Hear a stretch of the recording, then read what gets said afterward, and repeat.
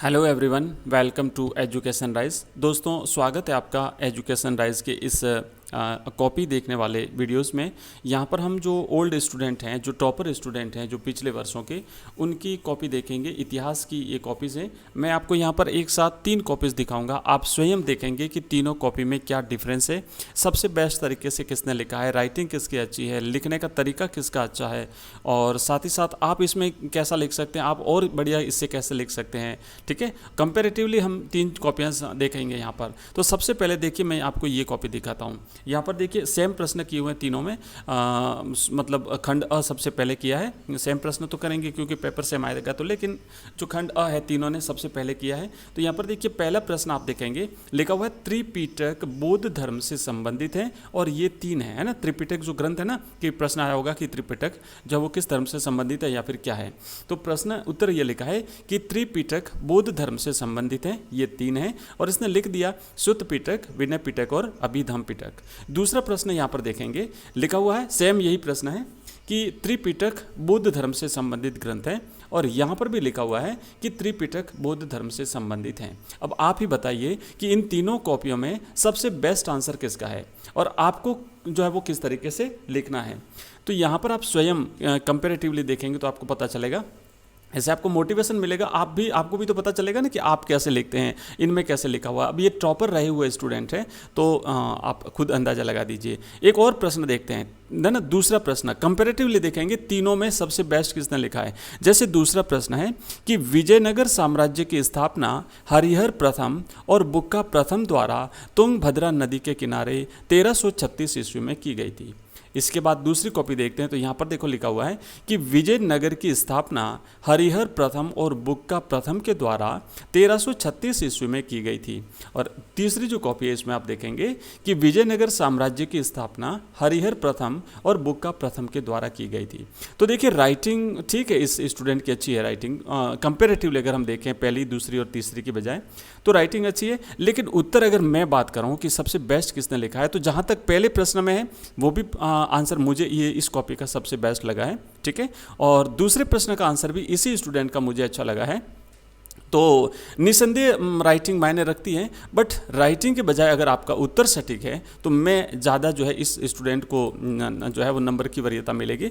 तो यहाँ पर आप लिखा हुआ है देखिए, क्योंकि एक्स्ट्रा जानकारी दे रहा है, मतलब सटीक जानकारी दे रहा है कि त्रिपिटक बौद्ध धर्म से संबंधित है और 3 नाम लिख दिए, इसका मतलब अच्छी जानकारी है। अब ध्यान देखिए आप कितने इंटेलिजेंट हैं, ये एग्जामिनर को पता नहीं चलेगा क्योंकि वो आपका चेहरा नहीं देखता है। आपने जो कॉपीज़ में लिखा है ना वही उसके सामने जाएगा, तो कॉपी से ही पता चलेगा कि आप कितने इंटेलिजेंट हैं, आपको कितनी जानकारी है। हालांकि सटीक आंसर लिखना है, ज़्यादा फालतू चीज़ें नहीं लिखनी है, लेकिन एग्जाम से रिलेटेड अगर हैं तो जरूर लिख दीजिएगा। क्वेश्चन से रिलेटेड हैं तो जरूर लिख दीजिएगा। तो यहाँ पर देखिए इसने एक्स्ट्रा जानकारी दी। उसके बाद में यहाँ पर भी लिखा है कि विजयनगर साम्राज्य की स्थापना है ना, और 1336 में की, तुंगभद्रा नदी के किनारे की। तो एक जो है कंप्लीट आंसर देने की यहाँ पर कोशिश की गई है, जबकि यहाँ पर एक सीधा सीधा आंसर जो है वो दिया गया है, मतलब केवल नाम लिख करके। तो ज़्यादा नंबर इसी को मिलेंगे जहाँ तक जो है कॉपी के आंसर अगर कंपेरेटिवली, क्योंकि वहाँ एग्जामिनर के सामने खूब सारी कॉपीज आती हैं। अब वो कॉपी चेक करता है तो जो सबसे बेस्ट लिखेगा उसी को ज़्यादा नंबर वो है मिलते हैं।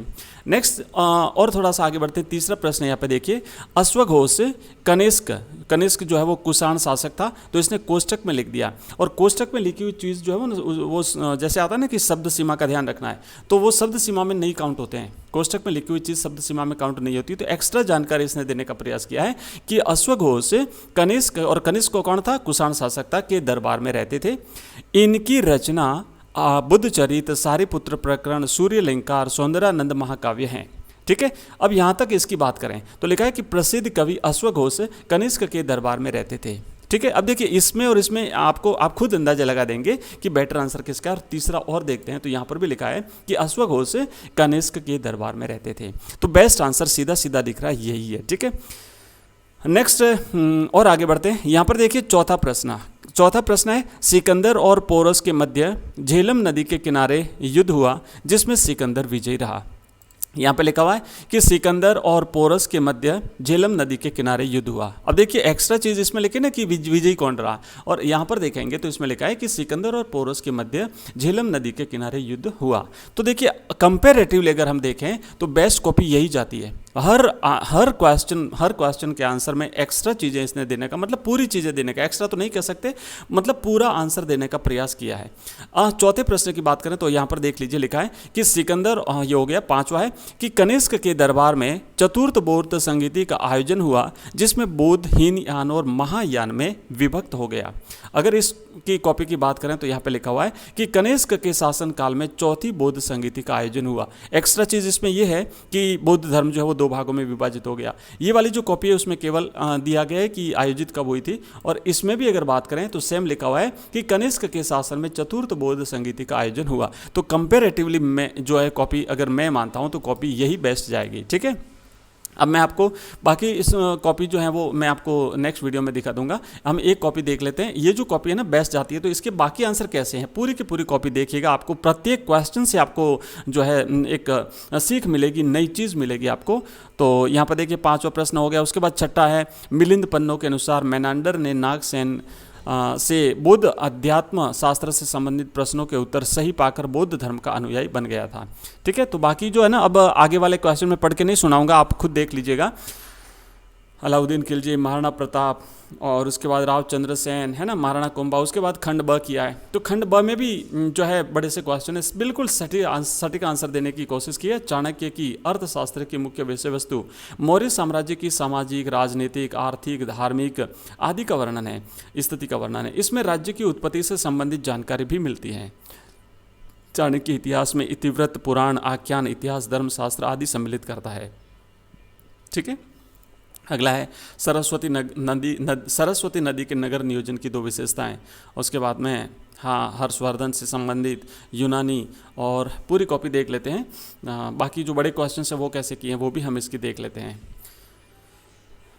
नेक्स्ट यहाँ पे देखिए विजय सिंह पथिक, है ना, और उसके बाद ये आप अगर पूरी PDF जो है मैं डाल दूंगा टेलीग्राम चैनल में, वहाँ से आप लोग देख लेना, डाउनलोड कर लेना। मैंने कहा था आपको कि प्रत्येक पेज मतलब जो राइट हैंड साइड का पेज होता है वहाँ पर आपको PTO लिखना। आप इस तरीके से लिख दीजिए PTO, ताकि एग्जामिनर को पता रहे कि हाँ आगे भी जो है वो लिखा हुआ आंसर आगे भी वो चेक करने के लिए जाएंगे। ठीक है, अशोक ने धर्म के प्रतिपादन हेतु व्यवहारिक उपाय किए थे, ये 3 बिंदुओं से स्पष्ट होता है। युद्ध नीति का त्याग किया, महाधम पात्रों की नियुक्ति की, प्रतिवेदकों की नियुक्ति की, लोक कल्याण के कार्य किए, पितृव्रत शासन के सिद्धांत दिया था, धर्म के सार्वभौमिक सिद्धांत दिए थे। ये सारी चीज़ें आपको देख लीजिएगा, पढ़ लीजिएगा, इसे तो पता रहेगा लिखने का तरीका। और यहाँ पर PTO देखो लिखा हुआ है। ठीक है,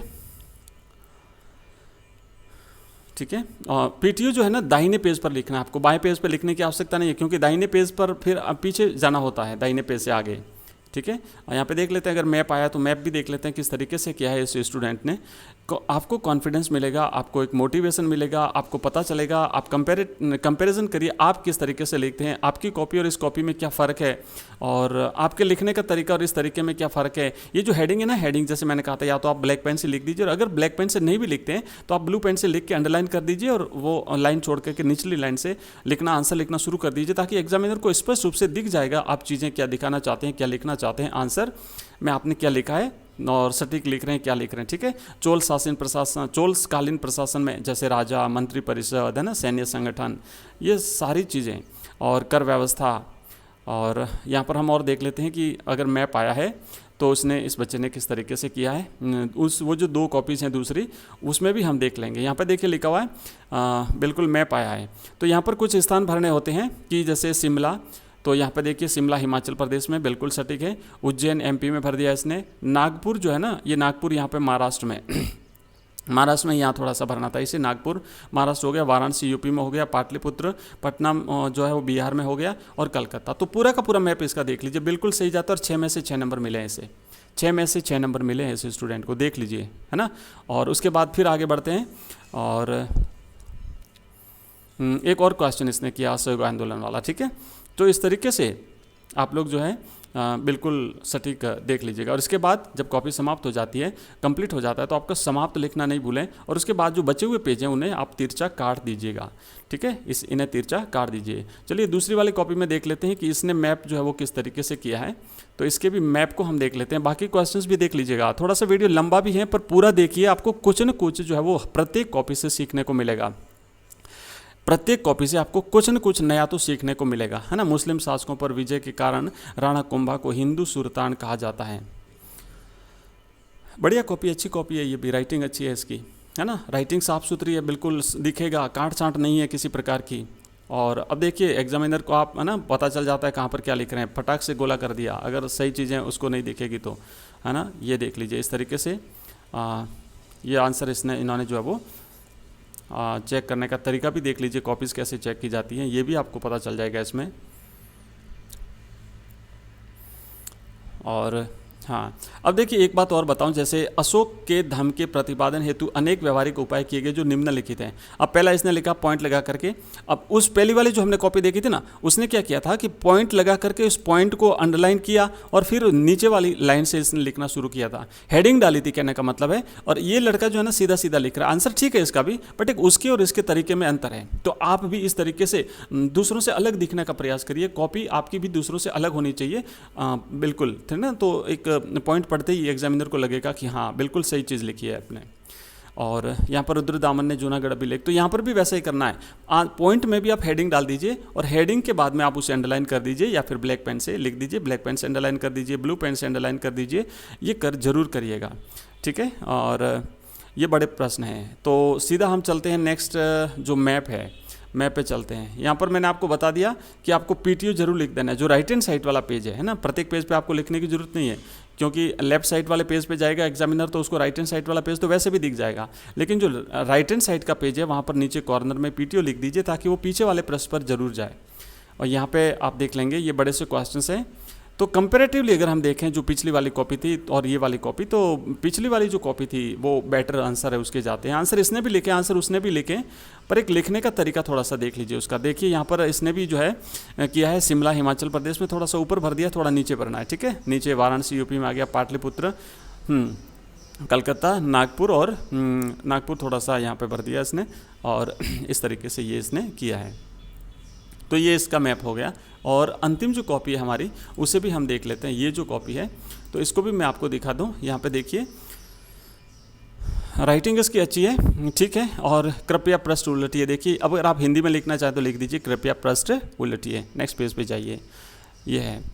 और यहाँ पर देखिए पॉइंट वाइज जो है ना, अगर कोई आपको ज़्यादा चीज़ें लिखनी है किसी प्रश्न में, आंसर में आपको, और अगर तो पॉइंट है उसमें, तो आप पॉइंट एक पॉइंट लगा करके ऐसे पॉइंट 1 2 3 4 इस तरीके से आप आंसर लिख दीजिएगा।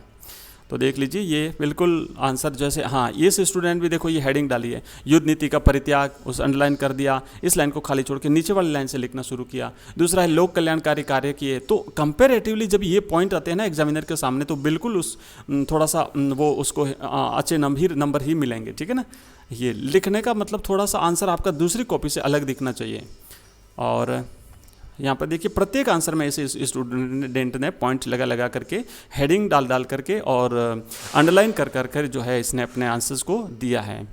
और आगे बढ़ते हैं। साथ मिलना, किलेबंदी करना, मीर जफ़र, धोखे में रहना, उसके बाद में, ठीक है।